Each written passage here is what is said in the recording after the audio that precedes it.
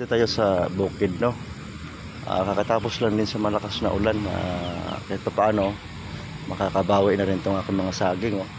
Natuyo to sa sobrang init, pero kanina lang pakalakas ng ulan, guys.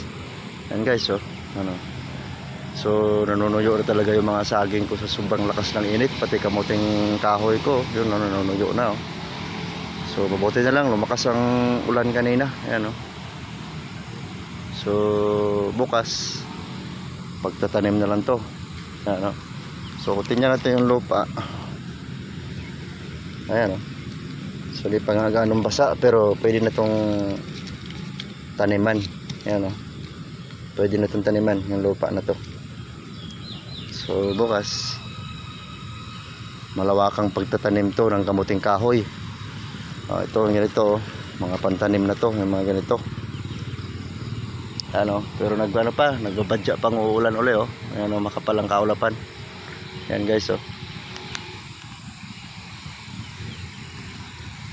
So bukas pagtatanim. So maraming salamat. Umulan.